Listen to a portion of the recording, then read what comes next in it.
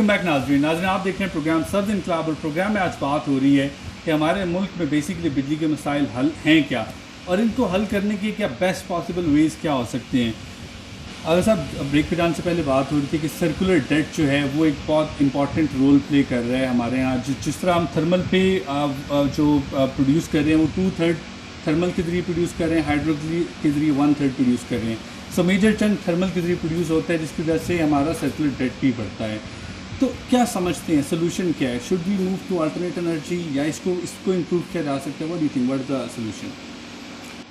असल में इसके लिए मल्टी प्रॉन्ग अप्रोच चाहिए। ठीक, कोई एक हल जो है वो आपको इसका नहीं मिलेगा, क्योंकि जिस जगह पर इस वक्त हमारा मुल्क खड़ा हुआ है वहाँ पे बहरान बहुत बढ़ चुका हुआ है। राइट। और बहरान का हल फेज़ वाइज ही होगा। कुछ शॉर्ट टर्म मेजर्स होंगे, कुछ मिड टर्म मेजर्स होंगे, कुछ लॉन्ग टर्म मेजर्स होंगे।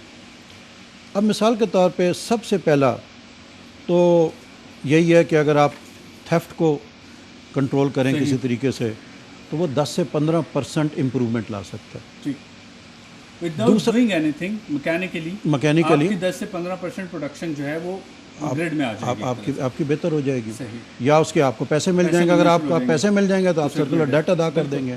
दोनों एंड से आपको उसका वो मिल जाएगा। दूसरी बात ये कि लगेगा बुरा लोगों को क्योंकि लोड शेडिंग वगैरह चल रही है, लेकिन बहुत सारी ऐसी चीज़ें हैं जिससे हम खुद इसमें कंट्रीब्यूट कर सकते हैं। वो कंट्रीब्यूट इस तरीके से हम कर सकते हैं कि हम अगर अपना इस्तेमाल जो है बिजली का उसके ऊपर फोकस करें तो ना सिर्फ उसमें हमें अपना एनर्जी बिल जो है वो कम अदा करना पड़ेगा, बल्कि हम ज़्यादा कंफर्टेबल भी हो जाएंगे। और हम कंफर्टेबल होंगे सिर्फ ना पैसे के लिहाज से, कंफर्ट के लिहाज से, और थोड़ी सी जो बिजली और एनर्जी बचेगी वो कहीं और काम आ जाएगी। सही।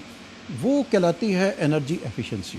ठीक। या एनर्जी ऑडिट्स का लफ्ज़ इस्तेमाल होता है, या एनर्जी एफिशिएंट बिल्डिंग्स का इस्तेमाल होता है। ठीक।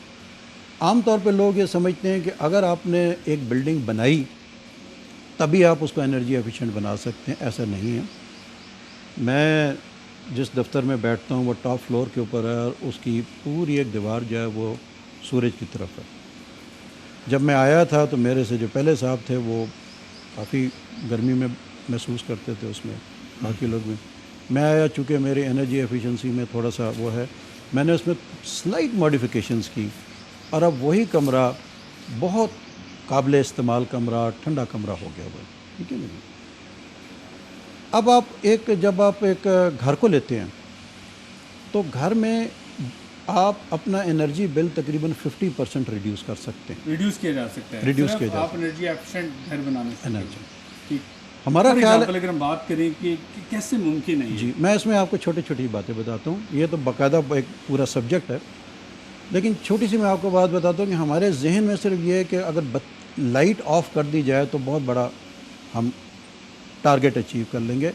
हाँ, हम टारगेट अचीव ज़रूर करेंगे, लेकिन लाइट एक एनर्जी, पूरी घर की एनर्जी का जिसमें गैस और बिजली शामिल है, 10 to 15% है। ठीक। ज़्यादा बिजली हम कहाँ खर्च कर रहे हैं? एसीज़ के ऊपर। एसी को हम क्या करते हैं कि हम ऐसी जगह लगाते हैं कि उसको धूप पड़ रही होती है और उसकी एफिशिएंसी और उसके मोटर को ज़्यादा काम करना पड़ता है। ठीक। और वो जो है ना आपका ज़्यादा बिल भी कम मिल रही होती है और बिल आपका ज़्यादा आ रहा होता है और आप हमेशा कहते हैं एसी चल भी रहा है लेकिन गर्मी नहीं आ रही। इफ्तिखार साहब, जिस तरह अभी आपने बात सुनी कि ब्रिगेड साहब का ये कहना है कि हम लोग चाहें तो हम लोग इम्प्रूव कर सकते हैं, जो हमारा यूजेज है उसको फर्दर एफिशिएंट बनाया जा सकता है। बड़े सिंपल उनके वेज एंड मीन है। इसी की बात की, धूप में मत लगाओ, उसकी एफिशिएंसी बहुत बेहतर हो जाएगी। फर्दर भी हम इनसे जानते हैं। तो आप क्या समझते हैं कि अगर रीन्यूएबल एनर्जी की बात की जाए तो उसमें वसीयत कौम भी हम पीछे हैं? ठीक है, हुकूमती पॉलिसी नहीं है, लेकिन रीन्यूएबल एनर्जी में क्या सिविल सोसाइटी अपने तरीके को ऐसा किरदार अदा कर रही है? इंटरनेट मौजूद है, हमें किसी ने आके फेसबुक यूज़ करना सिखाया तो नहीं था, हमने सीख लिया। उसके बाद अगर हम देखें हमारे इतने बुरे हालात हैं इस वक्त मुल्क में, लेकिन हम क्यों अल्टरनेट को नहीं सीखते हैं? हम लोग बिजली को बचाने की तरफ नहीं जाते हैं, रीन्यूएबल एनर्जी की टेक्नोलॉजी को नहीं सीखते हैं। व्हाट डू यू थिंक, हमारा बिहेवियर है क्या असल में? मोहसिन, इसमें ऐसा है कि इसमें एक बहुत बड़ा कंट्रीब्यूशन जाता है सिविल सोसाइटी ऑर्गेनाइजेशंस को, जिसमें नेशनल और इंटरनेशनल दोनों तरह की ऑर्गेनाइजेशंस मौजूद हैं जो क्लाइमेट और एनर्जी एफिशिएंसी प्रोग्राम, जिस तरह ब्रिगेडियर साहब बात कर रहे थे, ठीक, रिन्यूएबल एनर्जी और एनर्जी एफिशिएंसी दोनों इश्यूज़ पे काम कर रही हैं।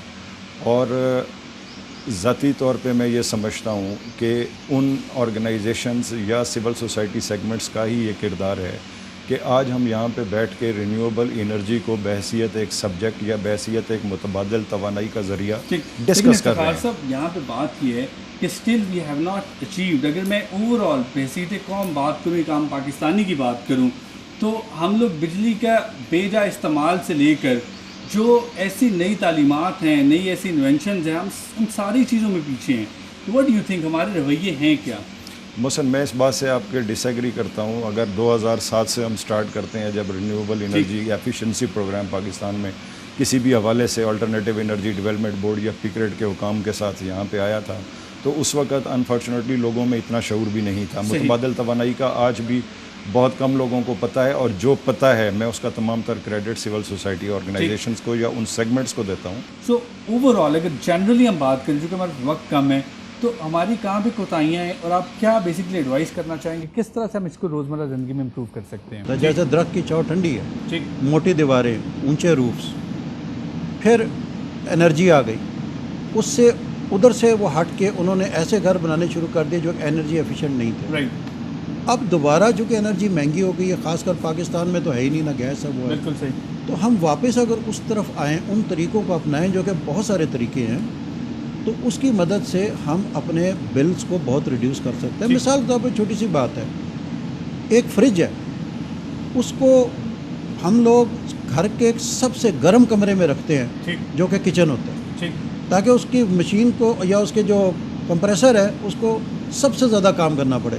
24 घंटे उसने काम करना है, सबसे घर के गर्म कमरे में हमने रखा हुआ। ये छोटी छोटी सी चीज़ें हैं, और इस तरह की बहुत सारी लंबी लिस्ट है। कभी टाइम होगा तो हम इसके बारे में बात कर सकते हैं, में इस पर ज़रूर बात करेंगे। तो हम बचा सकते हैं, कोई 50% अपना बिल बचा सकते हैं, और मैं बचा रहा हूँ। बिल्कुल सही।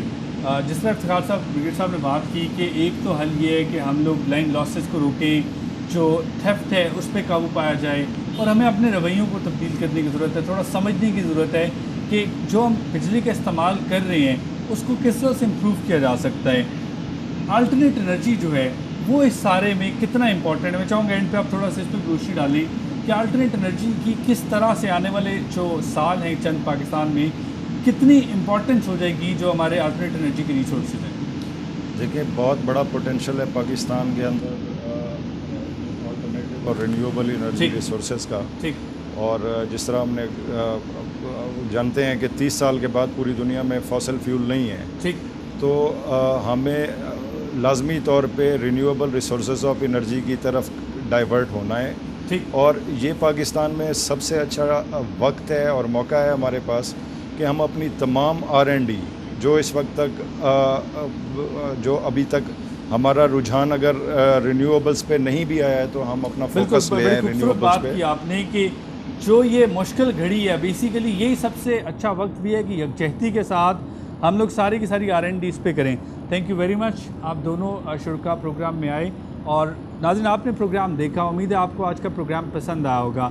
मैं इन पर सिर्फ ये कहूँगा कि सारे की सारा जो जिम्मेदारी है वो गवर्नमेंट पे नहीं डाली जा सकती कि अगर लोड शेडिंग हो रही है, बिजली नहीं आ रही है, तो उसके कुछ और रीज़न्स भी हैं। अगर हम ये बात करें कि जो डीज़ल है, जो क्रूड ऑयल है, जो पाकिस्तान इंपोर्ट करता है, जिसकी मदद से उसके बाद बिजली पैदा की जाती है, उसकी प्राइसेस कहाँ पे जा चुकी हैं।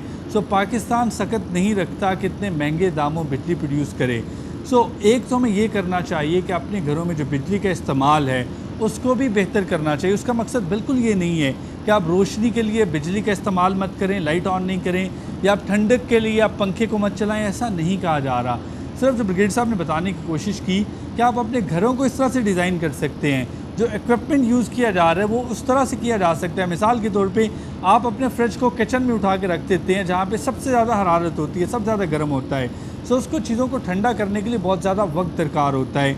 शायद वही चीज़, उतनी प्रोडक्टिविटी वो किसी दूसरे कमरे में उससे आधे टाइम में दे सकता है। आप जानते हैं कि फ्रिज कितनी बिजली खाता है और आप उससे कितनी बिजली बचा सकते हैं। सो ये सारी चीज़ें हम लोग अपने आने वाले प्रोग्राम्स में डिस्कस करेंगे। इंटरनेट पे भी अवेलेबल हैं, आपको इजीली ऐसी गाइडलाइंस मिल सकती हैं। वैसे कौम हमें बिजली को बचाना भी चाहिए, और उसके साथ साथ जो हमारे इदारे हैं, जो सरकारी इदारे हैं, जिन्होंने की जिम्मेदारी उठा रखी है अल्टरनेट एनर्जी की रिसोर्सेज को एक्सप्लोर करने की और उसके बाद इम्प्लीमेंट करने की, उन्हें चाहिए कि अब कुछ ना कुछ ऐसा कंक्रीट लोगों के लिए लेके आएँ कुछ ना कुछ रिजल्ट्स प्रोड्यूस करें। काफ़ी वक्त हो चुका है कि इस पर रिसर्च हो रही है, अभी इसको जो लैब्स हैं वहाँ से बाहर आ जाना चाहिए, पायलट प्रोजेक्ट से आगे बढ़ जाना चाहिए और कमर्शियल लेवल पे और इन्वेस्टर्स को अट्रैक्ट करना चाहिए और इसके कोई ना कोई रिजल्ट्स आम आवाम तक पहुँचने चाहिए। अगले प्रोग्राम तक अपने होस्ट मोहसिन कमर को इजाज़त दीजिए। अल्लाह हाफ़िज़।